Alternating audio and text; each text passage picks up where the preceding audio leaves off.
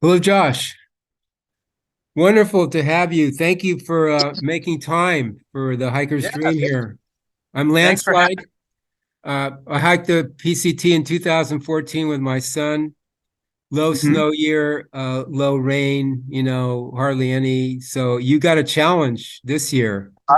Yeah, this year weather-wise is proving to be difficult. We've already had 1-0 in Julian due to a significant amount of snow that came in. I guess Mount Laguna got a couple feet, and Julian itself had about a foot on the ground. Um, Tomorrow looks like it's going to be a high wind day, which will be interesting. And then, of course, we all know what's going on in the Sierra and San Jacinto and all that stuff. So it'll be interesting. Okay, so how have you managed so far? Any challenges, major challenges?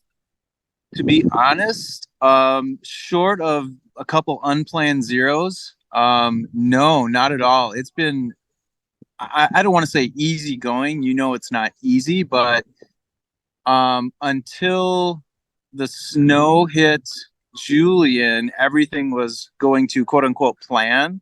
I had a loose idea of what I wanted to do for mileage and that sort of thing. And everything was going really well. And then, really, the biggest hiccup was today. I quite honestly lost track of what day it was. And I was hiking here in the Warner Springs. I got in yesterday thinking it was Friday. It was actually Saturday. And I was prepared to pick up my box from the post office, which, of course, is already closed. And today being Sunday, no go. So I'm zeroing in Warner Springs unexpectedly. Okay. Um, let's get some background from you, if you don't mind. Like, where are you from? Are you hiking with anybody? What made you do it? That kind of stuff. Get that kind of settled first. Yeah, sure. So, all right. I like to say I'm from Wisconsin, but I currently live in Kalamazoo, Michigan. Um, in terms of background, honestly, this is my first long trail. At this point, even if I left the trail today, it would be the longest backpacking trip I've ever gone on. The most I've ever done prior to this is maybe, I think, 3 days, 2 nights. Um, but in terms of background, like, I was really fortunate growing up that I had a woods in my backyard, and so that was just my personal playground. I could just go off into the woods, and there was no trail. I would just kind of, a 7-year-old kid, traipsing through the woods, just seeing what I can see and splashing through the creek and whatever. And I guess that's kind of, looking back as an adult, that was kind of my happy place, I suppose.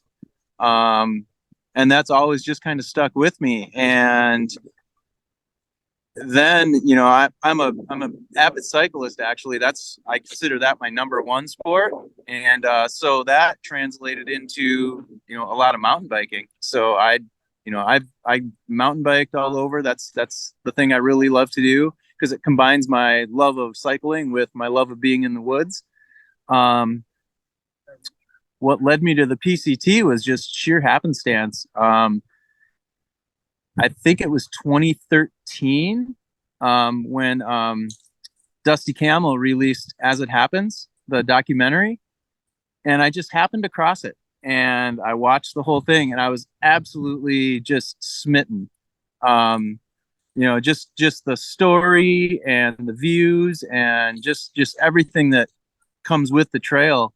I was just absolutely blown away, and I'm like, I have to do this. And of course, that's 10 years ago.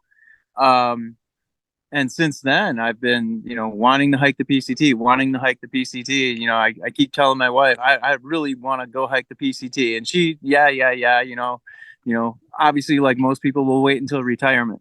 Um, and then the move to Michigan kind of upended my career.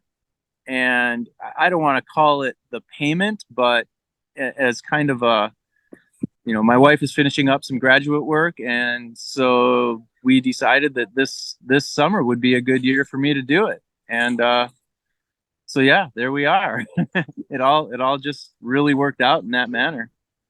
Yeah, my hiking partner from Lake Tahoe on to the border was Handbrake. He was a cycler. He did the previous year. He had cycled from west coast to east coast, Okay. chased by tornadoes, somewhere in the mid Kansas or something. He had a story, but he just got married, and he said, well, I'll marry you, but I got to do this hike first. So as long as I can Yeah. do the hike, I'll get together with you. So your wife's okay with this and everything? You have a family, or Yeah. yeah? Yeah, she totally supports it.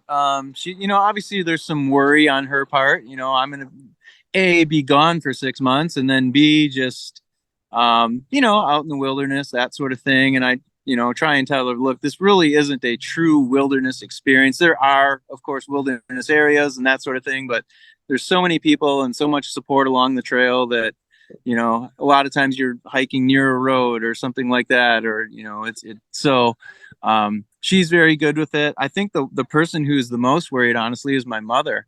Mm. And she was okay with the idea. It was kind of this abstract idea to her. She really wasn't sure, what it was about or anything like that. And then the question of cat holes came up, and that kind of threw her over the edge. She's like, nobody's making you do this, um, but yeah, other than that, my whole family's super supportive. I'm super supportive, or super fortunate, I should say, to have an employer who is allowing me to do this. I did not have to quit my job.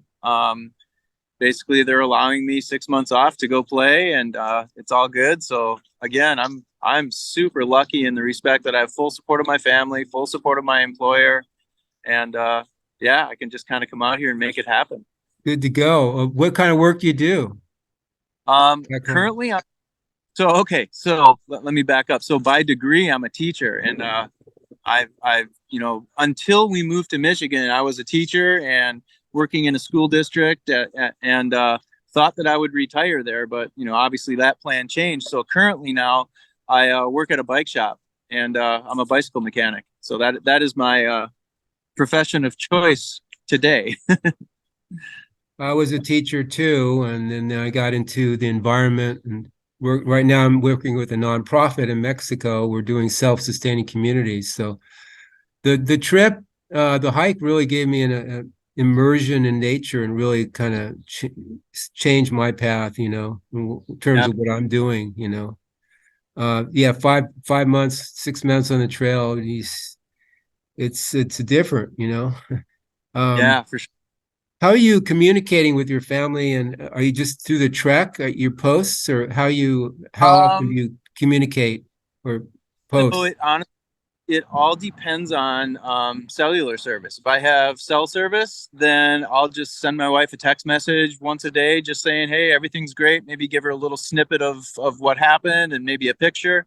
If there's no service at that time, I have a Garmin InReach, and I just InReach message her that I'm at camp and everything's good. Um, and then the blog post, I've only posted once from the trail. The other posts that I did were prior to the trail, kind of leading up to it. And I figure if I post every 10 days to 2 weeks, that's pretty acceptable. But yeah, that's about it. I have an Instagram account that I'll throw something on there a couple times, maybe once or twice a week or something like that. I'm not a huge social media person. That's like not my thing. Um, the whole reason for me doing the blog was honestly to hold myself accountable. Hmm. Really wanted some sort of record of the trip. So many people that I've heard from in the past have said, do something that allows you to record your trip, that so that you have that memory to look back on. And I thought, yeah, that's a great idea. But historically, I'm not good at that. I intend to journal. I intend to take pictures. I intend to do these things, but half the time I forget.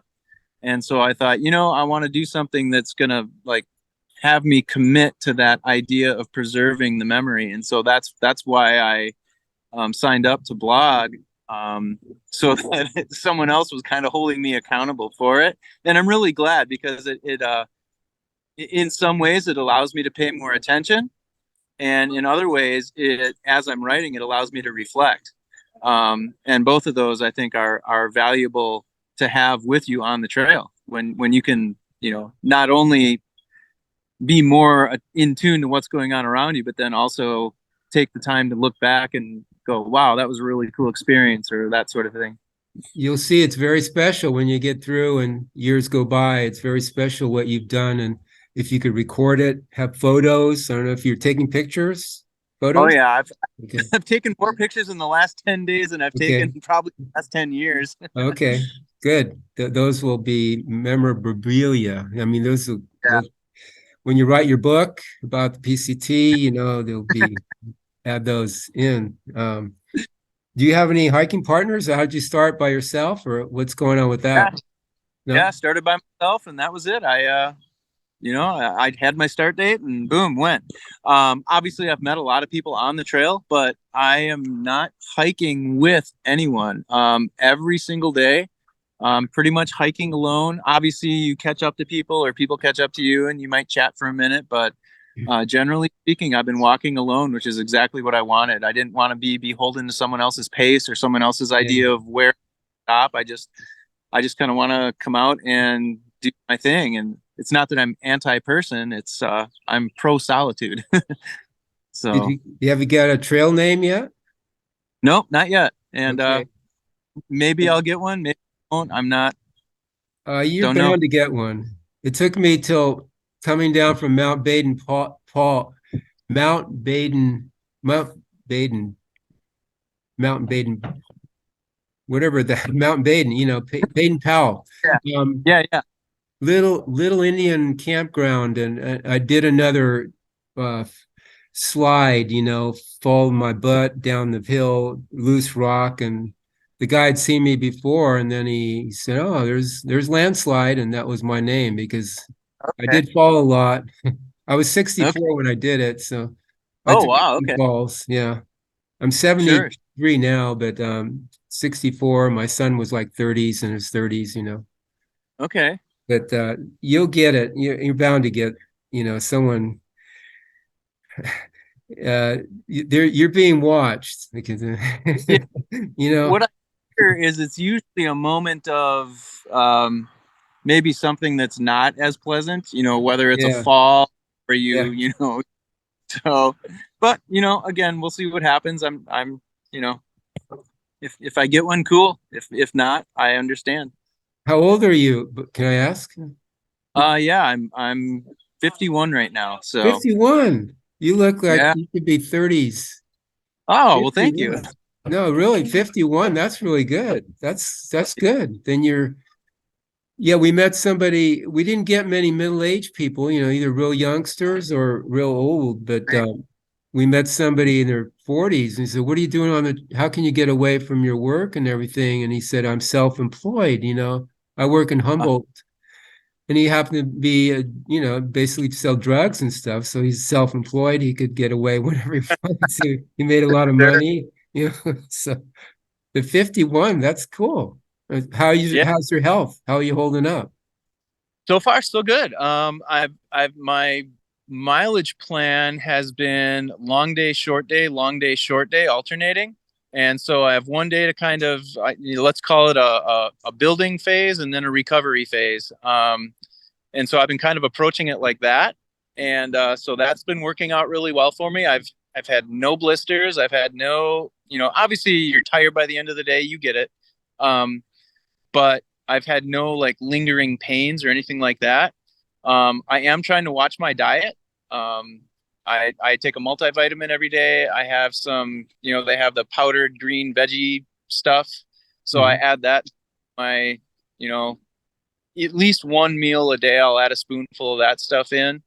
And then, I like the other day coming out of Julian, rather than just typical, beef jerky and whatever, I decided I'd pack out an avocado and some peppers, and I'm trying to eat some real food on the trail as well. So it's a little heavier, I get it, but um, it sure feels nice when you're eating well too. So that's not saying I'm not eating fig bars and things like that. Please believe me, I am. I will eat if it's in front of me. I will eat it.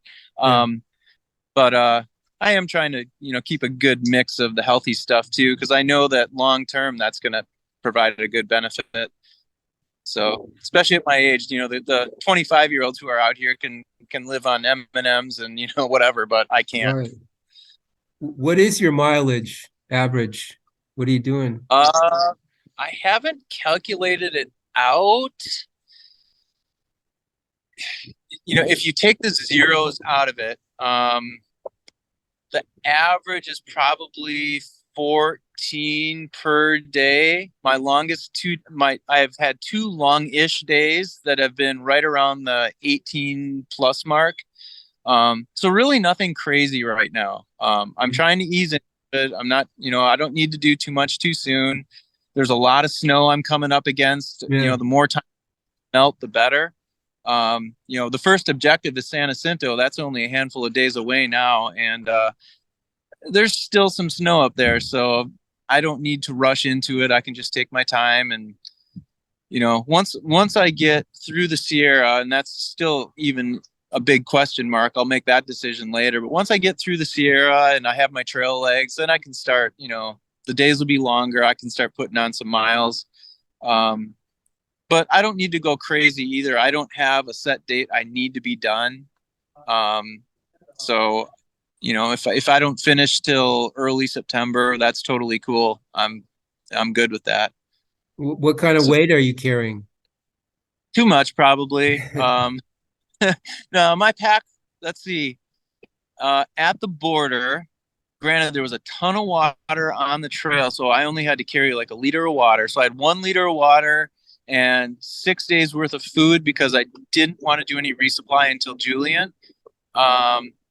My total pack weight was like 28 pounds. So not terrible, yeah, but it's not like stretch. And it's probably now. You get to have like when you get to the snow, the Cinto and stuff, what do you got for the gear for that? You have that with you, or you get to be picking that up? I have my microspikes with me because it was advised that Mount Laguna would have snow on it, which there was snow, but not worth having microspikes.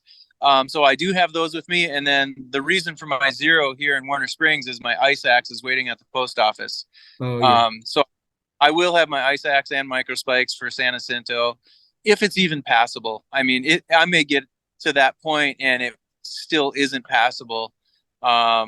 Couple hikers about 2 weeks ago were approaching Apache Peak, and they turned around. They decided it wasn't worth it. They were moving too slow to get through and still make a viable campsite. So I reserve the right to do the same. If it looks like things aren't going to happen, then I think reason is the better part of valor. I'm too old to try and be a hero. So. Any thoughts about skipping ahead and coming back, that kind of thing, the skipping parts and coming back, or just skipping? Yeah, that is a possibility. I only want to do that once if I do it. So I would love to go up and around San Jacinto and just be done with that.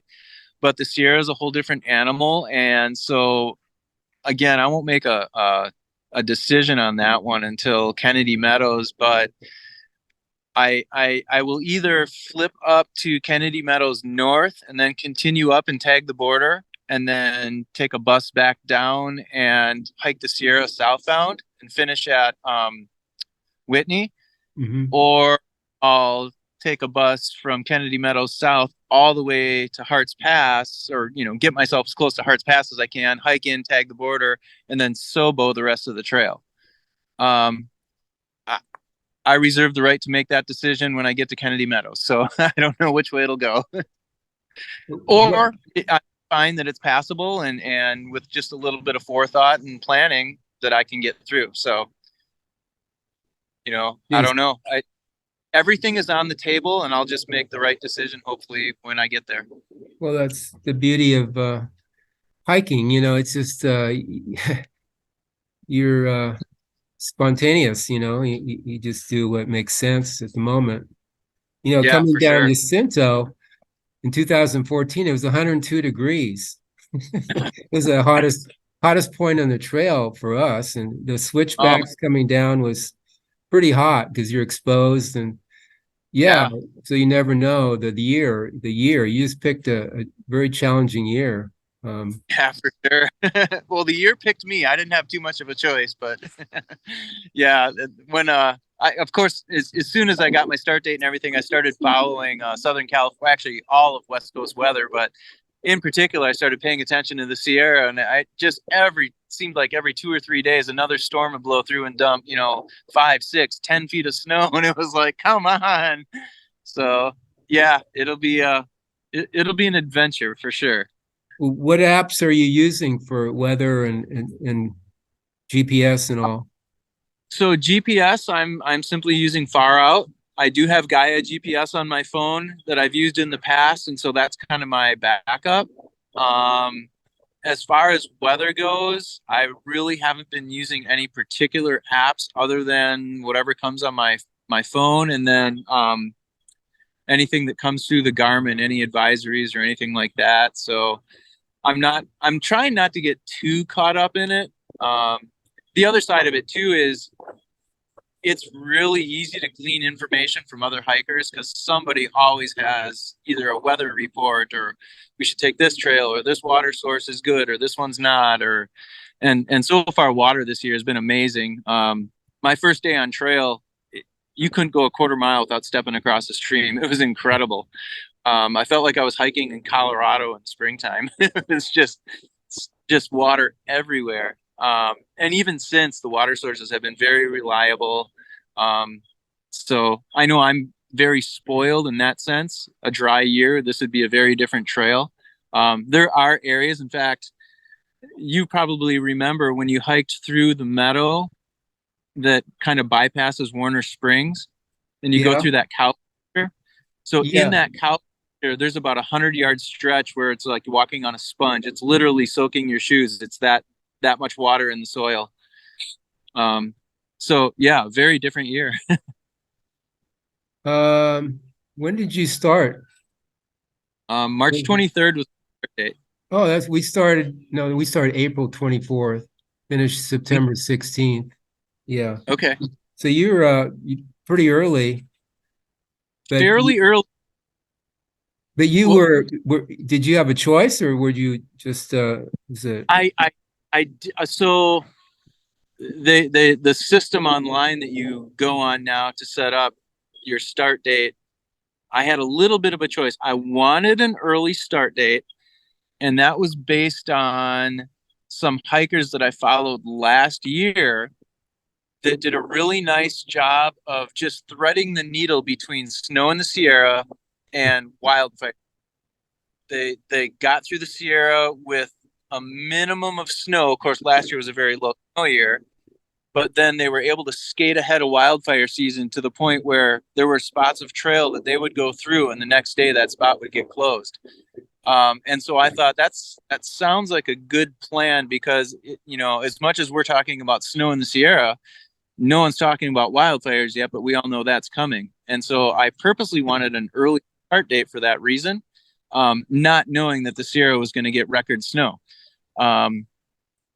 In retrospect, did I make the right choice? I don't know. I guess we're going to find out.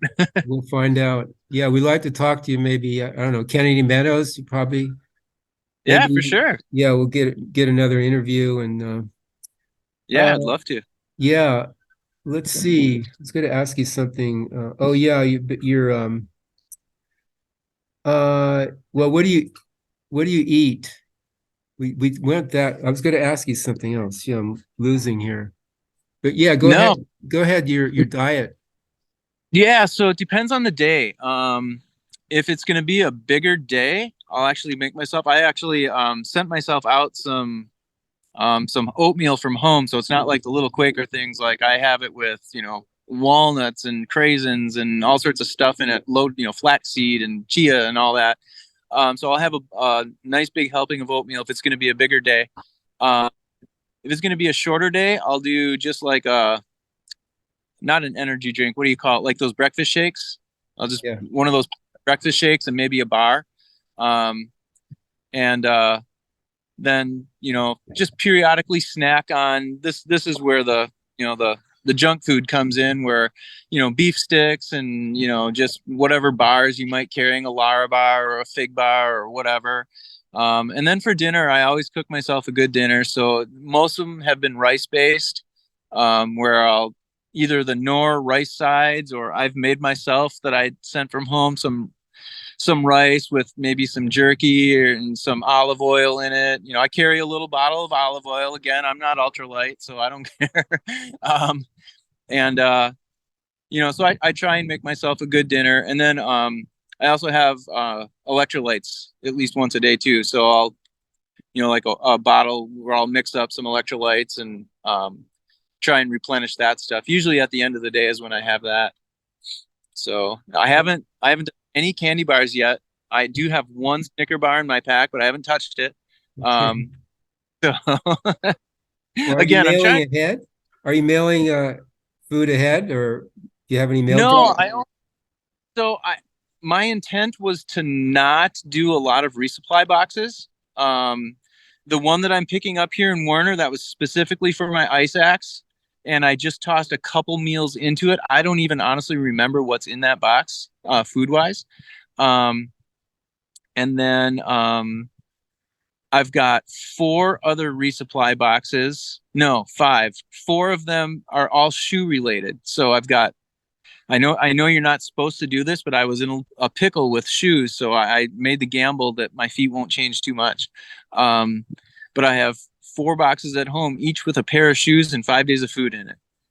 So those are my like home food treats, where I actually get some food from home.